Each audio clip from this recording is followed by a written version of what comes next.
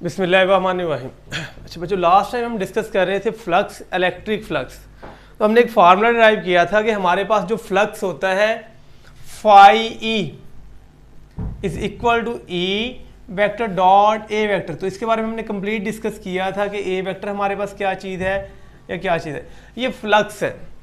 इस फार्मूले को हमने ड्राइव किया था और हमने ये कहा था ये जो इलेक्ट्रिक फ्लक्स है, तो हमने शीट एक कंसिडर की थी और शीट हमारे पास कौन सी थी, फ्लैट सरफेस थी। तो ये चीज़ याद रखनी है कि ये जो फार्मूला है ये सिर्फ किन सरफेस के लिए एप्लीकेबल है, फ्लैट सरफेस के लिए। ठीक है, अगर तो सरफेस फ्लैट होगी तो ये फार्मूला हमारे पास एप्लीकेबल होगा, अदरवाइज एप्लीकेबल नहीं होगा। यानी एमसीक्यूज भी आ जाता है कि the formula phi E is equal to E dot A. ये किन सरफेस के लिए, तो आपने नीचे फ्लैट होगा, कर्व्ड होगा, क्लोज होगा, तो आपने कहना सिर्फ किन सरफेस के लिए, फ्लैट सरफेस के लिए। आज हमारे पास जो टॉपिक है, हमने इलेक्ट्रिक फ्लक्स फाइंड करना है through a surface enclosing a charge. यानी कि कोई क्लोज सरफेस होगी और उसके अंदर चार्ज रखा होगा, उसका हमने फ्लक्स कैलकुलेट करना है। यानी कि हमारे पास, आप ये समझ लें कि जैसे फुटबॉल है और फुटबॉल के सेंटर के अंदर हम चार्ज रख दें, तो हम कहें कि हमारे पास वहाँ पे फ्लक्स कितना आएगा वो हमने कैलकुलेट करना है। तो यहाँ पे हम ड्रा कर लेते हैं कि हमारे पास ये सरफेस कोई क्लोज बनेगी। ठीक है बच्चों, तो हम इसको क्लोज सरफेस का नाम दे देते हैं। ये हमारे पास कोई क्लोज सरफेस जैसे फुटबॉल होता है।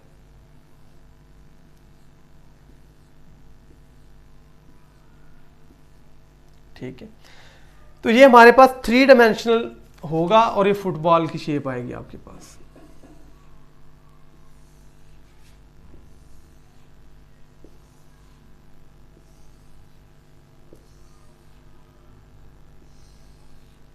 चलिए, हमने इसके सेंटर के ऊपर चार्ज प्लेस कर दिया। आपने चार्ज है कोई पॉजिटिव या नेगेटिव चार्ज आ जाएगा, क्यू आपने प्लेस कर दी। ठीक है, अब हम ये देखना चाहते हैं इसका फ्लक्स कितना आएगा।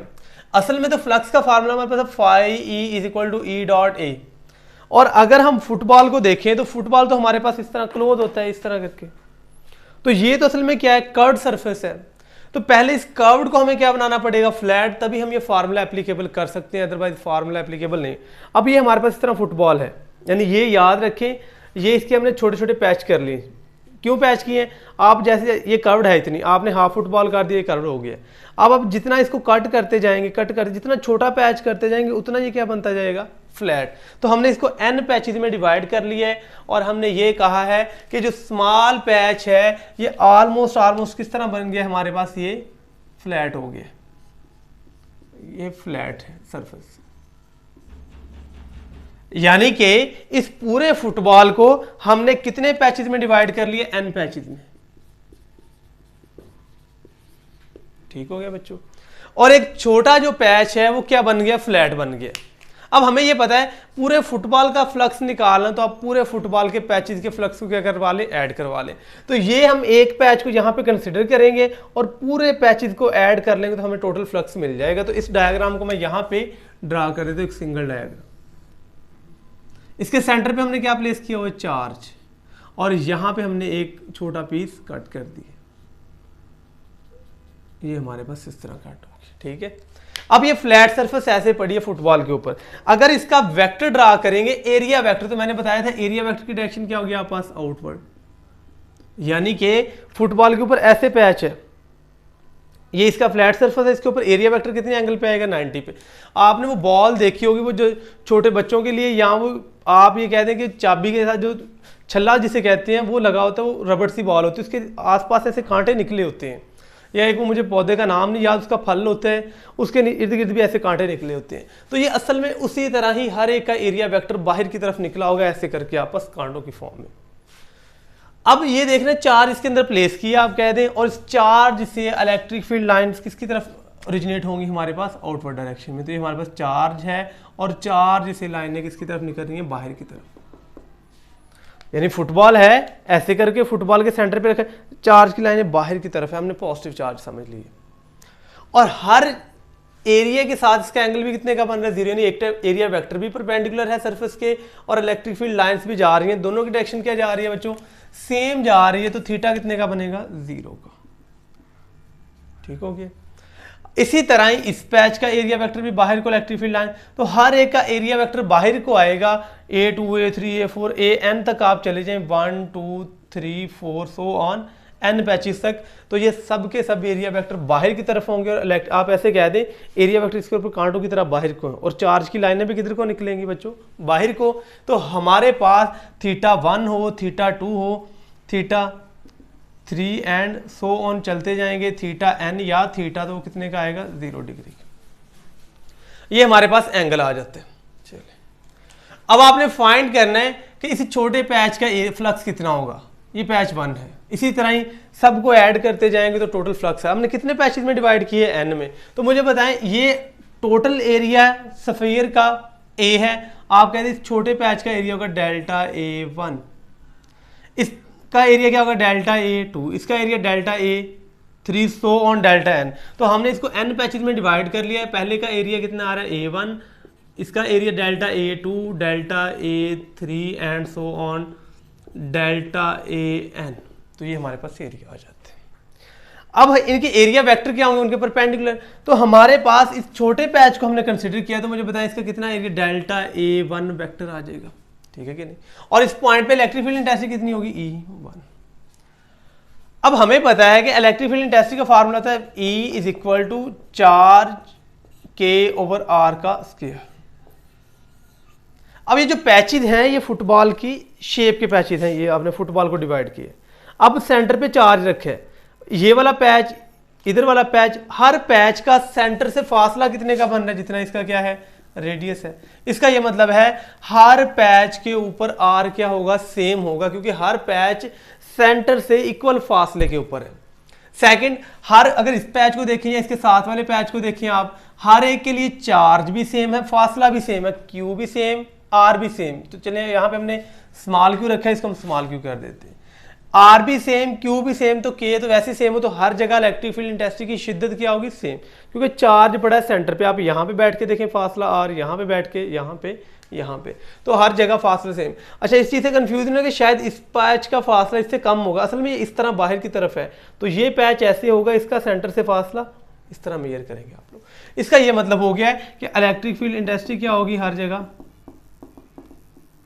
सेम होगी, और इसको आप E का नाम दे दो। ये किसके बराबर है K Q ओवर R का स्क्वायर। लगी समझ यहाँ तक या नहीं लगी। अब हमने असल में फ्लक्स कैलकुलेट करना है पूरे स्फीयर का, इसके कितने पैचेस में डिवाइड कर लिया n में, तो हम कह देंगे total flux through a surface, total electric flux आप कर लें, चलिए इसकी जगह electric flux through a surface या क्लोज सरफेस कह लें या क्लोज सरफेस आप लोग लिख लें। फाई टोटल ये होगा flux through 1 plus flux through 2 plus so on चलते जाएं फ्लक्स थ्रू n सरफेसेस। तो ये हमारे पास टोटल फ्लक्स आ जाएगा, ठीक है बच्चों। अब पहले एरिया का फ्लक्स जो हमने निकालना था, फाई E1 क्या बनेगा, E1 vector dot delta A1 vector plus इसका जो बनेगा E2 vector dot delta A2 vector plus so on EN vector delta AN vector, ठीक है कि नहीं बच्चों। अब ये डॉट प्रोडक्ट खत्म करेंगे, आप कह देंगे E की मैग्नीट्यूड, E1 की मैग्नीट्यूड डेल्टा A1 की magnitude cos of θ1 plus E2 delta A2 cos θ2 plus so on EN delta AN cos θn, ठीक है कि नहीं। अब हमारे पास दो इक्वेशन हमने बनाई है, इक्वेशन नंबर 1 और इक्वेशन नंबर, यहां से हमारे पास थीटा की वैल्यू भी है और इलेक्ट्रिक फील्ड इंटेंसिटी। तो इक्वेशन 2 से हमें पता है कि E1 E2 E3 सबकी मैग्नीट्यूड किसके बराबर है, E के बराबर। तो इनको E पुट कर दें आप लोग। तो यहां पे हमारे पास जो फ्लक्स है टोटल फ्लक्स आएगा फाई E, वो आएगा E delta A1 cos 0 plus E delta A2 cos 0 plus so on चलते जाएं plus E delta AN cos 0। सबका एंगल कितने का बन रहा है 0 डिग्री, और कॉस 0 की वैल्यू हमारे पास होती है 1। तो flux phi E is equal to हमारे पास आएगा, अब सब में से कॉमन क्या आ रहा है E इसमें से भी कॉमन, तो ये ई कॉमन आ जाएगा, डेल्टा A1 और cos 0 की वैल्यू कितनी होती है 1 प्लस इसकी value delta A2 1 plus so on delta AN और 1, ये हमारे पास वैल्यू आ जाएगी। ठीक है बच्चों, तो फ्लक्स फाई ई किसके बराबर बनेगा हमारे पास, तो flux phi E is equal to E delta A1 plus delta A2 plus so on delta AN, ये हमारे पास आ जाता है flux.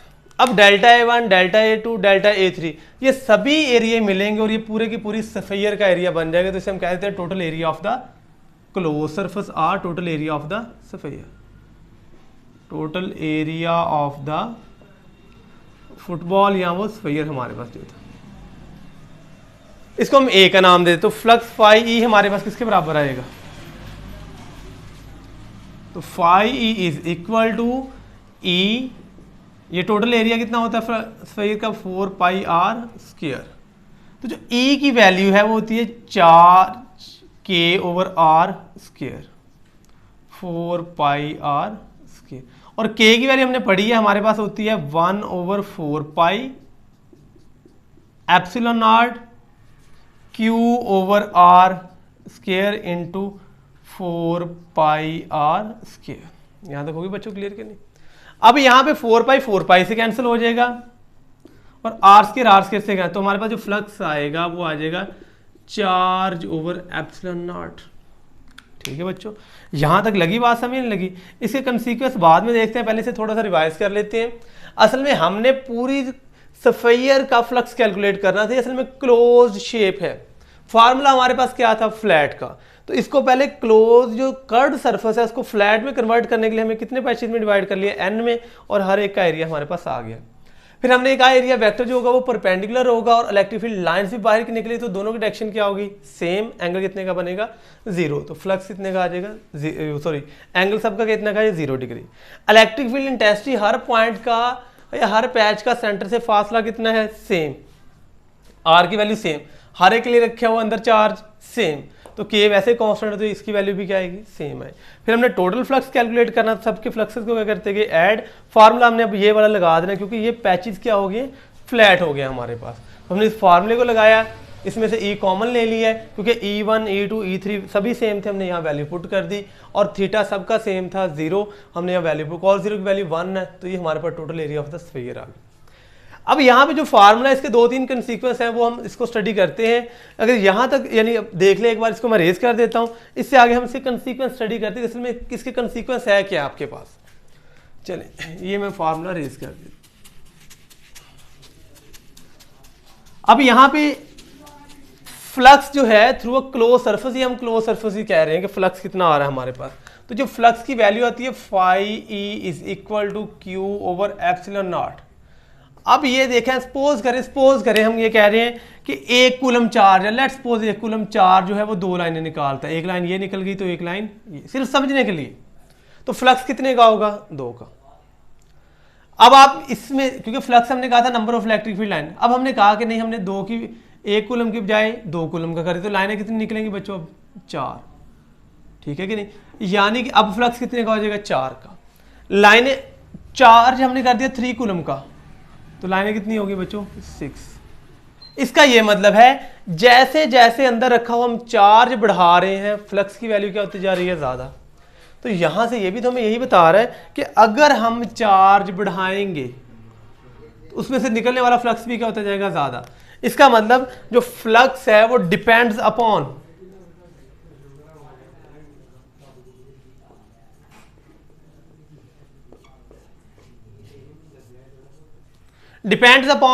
Charge enclose by the close surface. तो पहला ये है charge enclosed by the closed surface.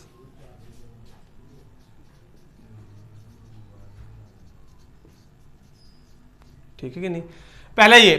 Second ये medium पे भी डिपेंड, अगर आप यहां पे गौर करें चार्ज आप यहां पे मीडियम को पानी कर दें तो इलेक्ट्रिक फील्ड लाइंस की तादाद क्या होती जाएगी कम, यानी आपने जब चार्ज और इसकी सरफेस के दरमियान में मीडियम गाढ़ा किया है तो लाइनों की तादाद भी क्या हो जाएगी कम। हम सपोज करेंगे ये 2 लाइनें कम हो गई, चार्ज उतना ही है, आपने मीडियम बारीक कर दिया है, जिसने रुकावट ज़्यादा दी तो लाने की वजह कम। अब गौर करें नीचे रखा हुआ मीडियम बढ़ता जाएगा, फ्लक्स की वैल्यू क्या होती जाएगी कम। तो इसका मतलब है सेकंड ये किस पे डिपेंड करता है, डिपेंड्स अपॉन द मीडियम। तो सेकंड हमारे पास पॉइंट आएगा, पहला है charge enclose by the surface और सेकंड आएगा डिपेंड्स अपॉन द मीडियम। ये मीडियम पे डिपेंड करता है, ठीक हो गया कि नहीं होगा। मीडियम जितना रुकावट वाला ज़्यादा होता जाएगा, फ्लक्स उतना ही क्या होता जाएगा कम होता है। ये दो थे जिन पे डिपेंडेंस। अब इंडिपेंडेंस देखने किन किन से, इंडिपेंडेंट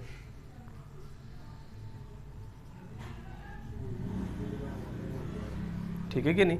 इंडिपेंडेंट अब देखना है, मसलन मैं कह दूं कि हमारे पास एक चार्ज है 1 कूलम या 2 कूलम का या 3 कूलम का, सपोज कर लें कोई भी चार्ज है, हमने कर लिया जी ये 2 कूलम के, इसमें से 4 लाइनें निकल रही, सिर्फ समझने के लिए कि 4 लाइनें निकल रही। ये कूलम है, 4 लाइनें 1 2 3 4, सरफेस क्लोज रखनी है, बस ये चीज़ है। आप ये कहते हैं मैंने ऐसी सरफेस सपोज की है बच्चों, ब्लैक वाली कौन सी है, स्क्वायर।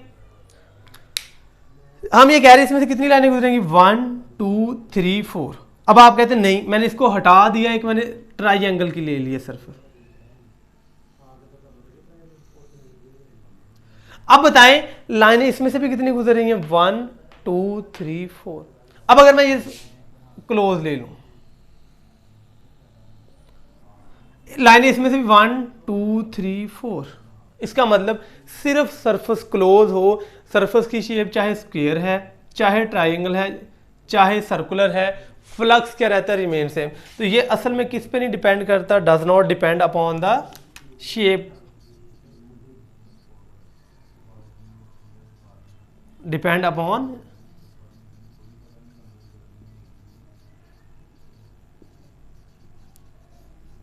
शेप। और सेकंड, ये चाहे ट्राइंगल ऐसे रख लें, चाहे इसको थोड़ा सा घुमा के ऐसे रख लें, यानी ये मैं सिर्फ समझाने के लिए आप लोगों को कह रहा हूं कि चाहे ट्राइंगल ऐसे रखी है, चाहे आपने ये ट्राइंगल ऐसे रखी है, इस पे भी। तो ये सेकंड किस पे डिपेंड करता है, ओरिएंटेशन। तो ये ओरिएंटेशन पे भी डिपेंड नहीं करता। तो ये 2 पॉइंट थे कि जिन पे ये डिपेंड करता था और 2 पॉइंट थे जिन पे डिपेंड नहीं। तो ये बुक पे नहीं लिखा ओरिएंटेशन का, तो ये आपने याद रखना है कि ये ओरिएंटेशन पे भी डिपेंड नहीं करेगा। किस पे डिपेंड करेगा, चार्ज इनक्लोज और मीडियम पे। अब ये चीज समझ लेनी कि फाई ई जो था, ई डॉट ए, वो था फ्लैट सरफेस के लिए, और जब हमने ये वाला फार्मूला निकालना है तो ये है क्लोज्ड सरफेस के लिए, ठीक है कि नहीं। यानी कि सरफेस हमारे पास क्लोज होनी चाहिए, चाहे वो ट्राइंगल है, चाहे वो रेक्टेंगल है, चाहे वो स्क्वायर है, चाहे वो सर्कुलर है, कोई भी शेप है, आपने भाई कहना कि सरफेस क्लोज होनी चाहिए। असल में ये मैं बार बार सर्कल का यूज कर रहा हूँ, इसकी जगह फिगर असल में ये 3D शेप्स आप पास सारी की सारी आ जाएंगी। तो ये हमारे पास अभी टॉपिक था। अगर आपको इसमें से कोई चीज़ नहीं समझ लगी या कोई भी कन्फ्यूजन है तो आप कमेंट कर सकते हैं, इंशाल्लाह ताला आप इसको प्रॉपर वे में आपको इसका आंसर प्रोवाइड किया जाएगा। थैंक यू फॉर वॉचिंग, तब तक के लिए अल्लाह हाफिज़, मिलते हैं इंशाल्लाह ताला नेक्स्ट वीडियो में।